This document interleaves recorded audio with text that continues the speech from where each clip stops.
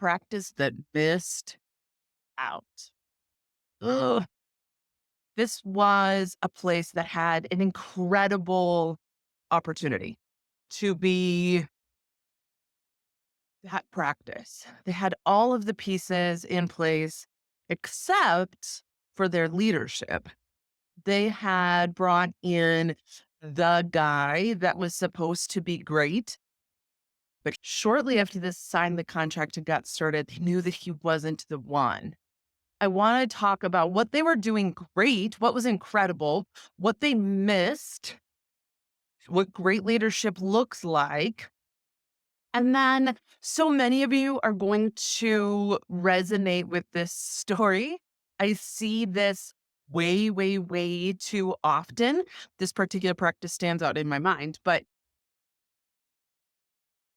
what you can do about it where you are. Okay. Because you don't always have the clout, the opportunity in some of these corporate systems. You don't get to change the leadership. So, how can you become the leader in your own sphere, in your own practice within the corporate system? This is probably 25 years ago now. I was working with this incredible general surgeon, but we really were getting great at the premium implants for cataract surgery. They were getting more popular at the time. Also, at the time, LASIK was getting to be more popular. And that is a procedure that changes the shape of the front of your eye, changes the shape of the cornea. And by doing that, they change the optics of the eye so they can change your prescription. They change how you see. However, when we were doing cataract surgery and we were choosing the implant, that corneal curvature was one of the primary numbers that we're looking for. Okay. And there was the foremost physics guy and doctor. His name was Dr. Jack Holliday. Some of you will recognize this from the Holiday formulas, the Holiday 2 formulas. Your equipment all now does this for you. But at the time, this was a new formula. And I was speaking with Dr. Holliday, Jack, as Jack would always sign his emails when I was talking to him. And one of the things that I loved about him was that he understood that there were nuances for individual people. Like he got this technology and the people component that I feel is so important. And I feel that this is the brand new era. He was ahead of his time for building into his formula ways to adjust for these nuances of each individual human and their eye and the way that their eye works and their lifestyle and their goals. And I was speaking to him about how we work with these nuances of these people and how we work with these corneas that had had their shape changed. And in doing that, then we ended up putting together a round table in the area with some of the premium, the foremost collaborative doctors that were doing these procedures and how could we all better work together to provide better outcomes for the patients. And I was, of course, again, the only not MD that was there. I was the only technician support staff that was there, but I was able to provide that really critical feedback of doing the measurements and doing the formulas and this interaction that I had had with this developer of the formulas for calculating which power implant.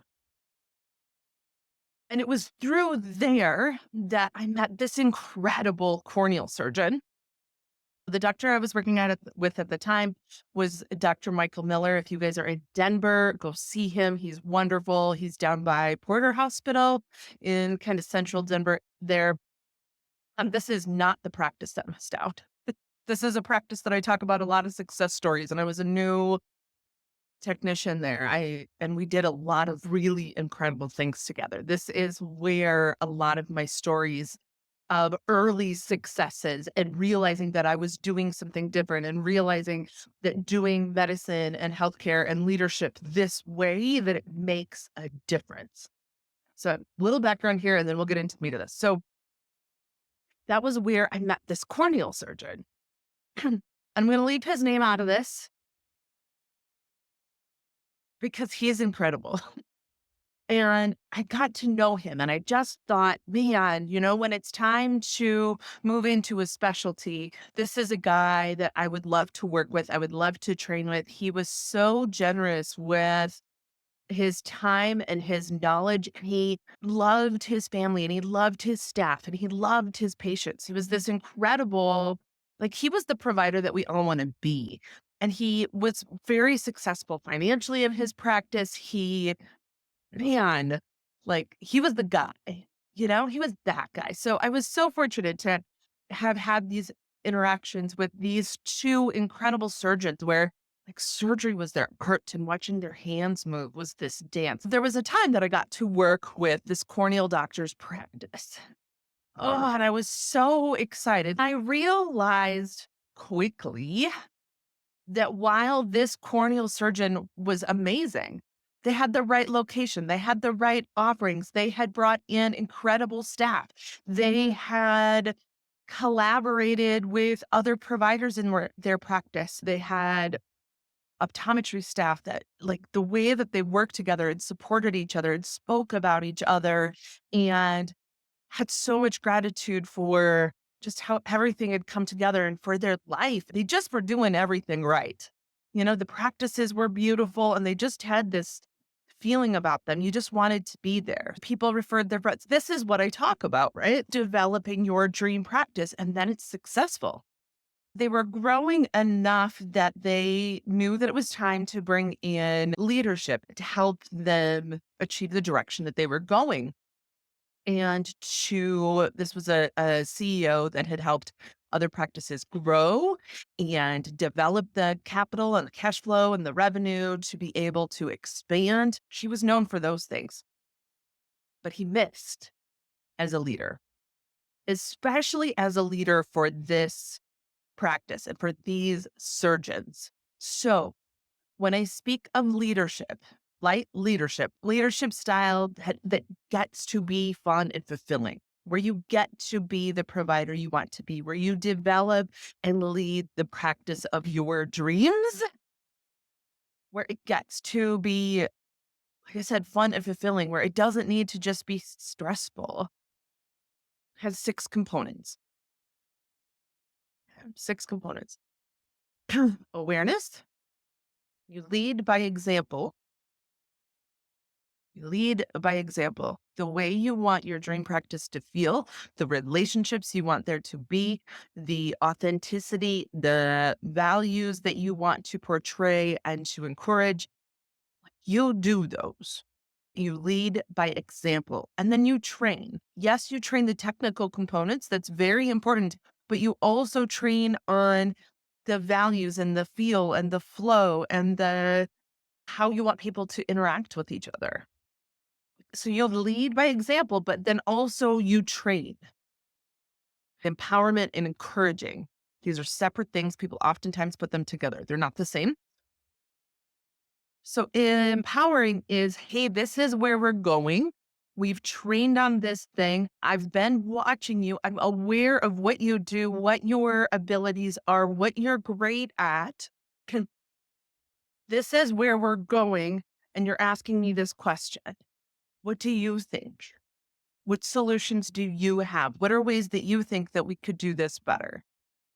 Right. This is asking questions. This is putting solutions back in their lap, like giving them the opportunity to see possible solutions. Yeah, you're the CEO and you're the leader and you're the visionary, but then you get to kind of, with your awareness and you get to empower them to bring you solutions. So then we're going to encourage, yes, you did an incredible job of that. Hallway high fives. People, you cannot overestimate the power of some hallway high fives. This celebration piece. Hey, you greeted a client that way. That was wonderful. Yes, that's perfect. Do that again. We miss on these tiny leading in things. You're missing that huge free opportunity. This is a hint. This is one that this practice missed on. That was their miss. That was one of their big, big misses. Training, encouraging, and then we're going to talk about redirecting. Hey, I see that we're doing this. That doesn't fit with our goals. That doesn't fit with our vision. Let's redirect it back. Okay. And that's for your staff. That's for you. That's for like the treatments that you bring in and the procedures that you develop, and that, you know what, this doesn't really fit, making it fit your vision and what your values are, providing for and protecting the space for your full expression, for your vision, for your desires. And that's your practice. We build these values into everything we do. Okay. So that's leadership. Awareness, lead by example, train, empower, encourage, and redirect. Okay. That's the 6 arcs. To a full circle, coming full circle. Leadership. Okay. It starts in the middle, starts with you, it starts within you. Developing these relationships, developing this relationship with you, getting really clear on what your dreams and your desires are, valuing them, getting confident that you can do it, that you can bring it into being, committing to them, fully expressing you, saying yes to you, providing for and protecting that space where you can do it. This is all the pre leadership work. You see why it's so important? Why I talk about it all the time? Getting clear, getting confident, getting comfortable with who you are, looking at all those stories, looking at all of the you can or you can't do it this way, committing to your desires. Yes, I can have the practice of my dreams. This is what it feels like. And I'm going to take the steps and take the actions and follow the inspiration to bringing that into being. Then once you do that, you have awareness for your people, awareness for your interaction with patients, awareness for your numbers, awareness for how you feel doing what you do. Lead by example. It's how this goes. This is the relationships we have. These are the questions that we ask. This is what we value. You train on it. You empower them to make decisions toward it. You encourage them when you see them doing it. And you redirect when they're not. That's leadership. That's leadership. Having a vision that you communicate, you train, you lead by example, and then you bring people back to. You unify your team, you empower them, and then all of that momentum goes toward building this practice of your dreams. It gets to be profitable, it gets to be fun and fulfilling, like I said, gets to be prosperous. And then it expands. Yeah. Then you get to go to the next level. So back to this anterior segment ophthalmology practice. There was never a thank you to the staff, to the teams. There was no recognition. Number one reason staff in healthcare leaves is that they do not feel a valued member of the team. Do you think that encouragement is important? That is the number one reason people leave. Hallway high five, greeting your staff, saying thank you, acknowledgement at the beginning of a staff meeting. We had staff meetings once a month, never anything positive, never noticing, never saying, hey, we're starting this big new project. You guys are putting in extra effort. We appreciate you. That takes 5 seconds. I also noticed that they were training staff for like 2 days. Now, I was an experienced staff member, but each clinic does it different. Each EHR puts it in a different place where you documented it. These were still paper charts. On the paper chart, it may be in a different place. Maybe there were multiple different languages for writing things, plus so, minus so, different ways of doing it. And I even kept getting, well, you're doing it wrong. You're doing it wrong. You're doing it wrong. I wasn't doing it wrong. I was doing it different. And if even I got to feeling like I wasn't good enough, I wasn't valued, like I was somebody that knew what I was doing. Like I knew what I was doing. I didn't know how they did it, I didn't know what was important to them. I didn't know that surgeon's nuances or that surgeon's nuances, but I was good at my job. And if I was getting that sensation, imagine somebody that wasn't so confident or that wasn't so well trained. They were doing on the job training, which was a thing for ophthalmology technicians at the time, but they weren't taking time with the training. And then they were complaining about turnover. They were talking about ways to reduce turnover.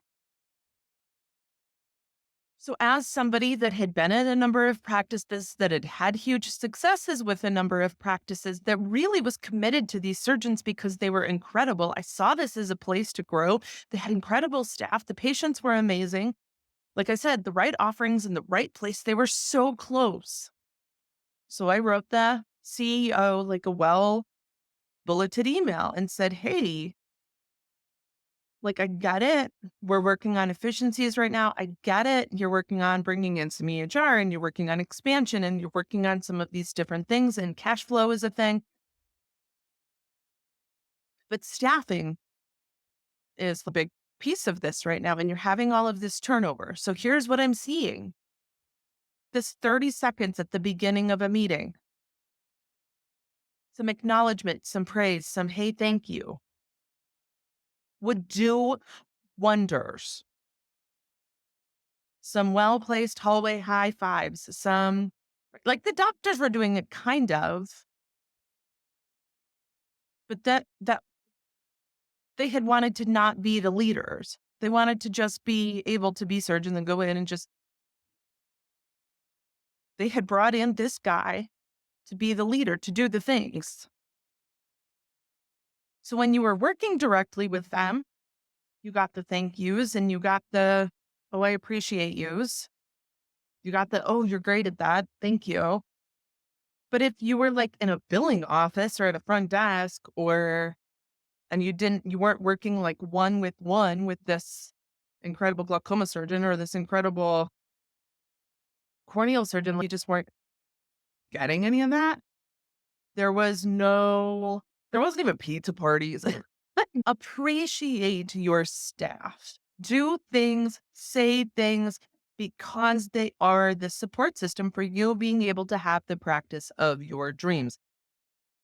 They missed the leadership, the leading by example that was happening was scowling. It was stressed. It was no gratitude. It was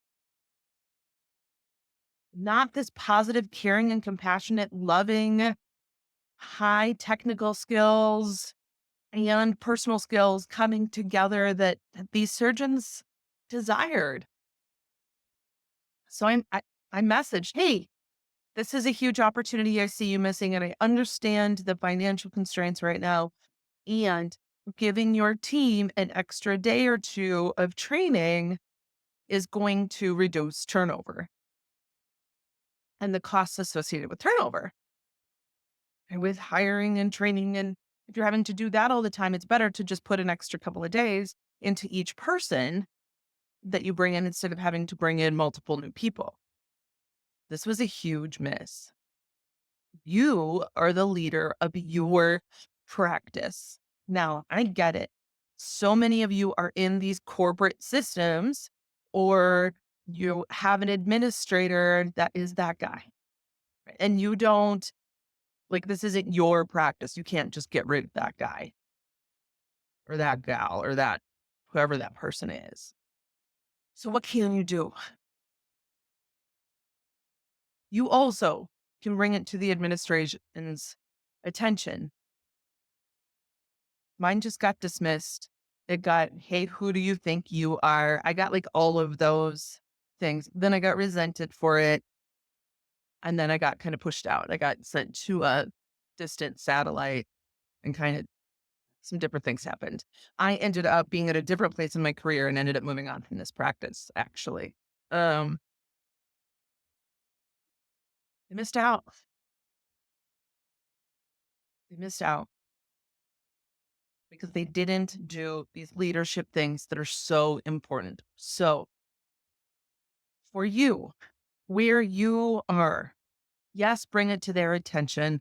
Yes, get frustrated. and cry. I mean, don't do that, but also it's going to happen because you care, because you see things in a new way. Crying in the administrator's office, like, it still happens. For me, I just did it recently again, out of caring, out of frustration, out of this could be so different, so easy, so fast. These things are free. They take less time and they free up so much time down the way. And I just want to like, come on, you can do it. Like there's so many incredible providers. There's so many, it's me, it's my family members. Like so many of us are looking to you. I get it. There's so much happening and you're triple booked and all of these things are happening. But that 5 seconds of, hey, I noticed you did this really well today. Thank you. Hey, that was some great chart notes on that patient. Great intuition to tell me to ask about. Like, thank you for that heads up because it led to XYZ thing. Like, I really appreciate that. That's the kind of information that's really great to have. It's more fun for you. Your staff feels valued. Turnover is less. You have better staff. Your patients get to know your staff. You have a better relationship with your staff. Your staff knows what you're looking for, what's important to you, so that you can get that information so that you can then be this incredible, caring, and compassionate resource for your patients that you desire to be. So here's what happens then. While we get so frustrated with this corporate system as a whole, maybe with the practice, maybe with the bigger group, what we can do as providers is really be extra intentional about developing your practice within that system. So I get it. You don't always have the same staff. You don't know who your front desk is. They're probably your answering service, your, call center is probably in a different state sometimes, but you can still the interactions that you have, develop those relationships and develop that awareness and bring that leading by example and those 30-second hallway trainings, right? They say not to do those, but those give the staff that you're working with a glimpse of what's important to you. Empower, encourage, and redirect when necessary. You can do it. Don't be the practice that missed out.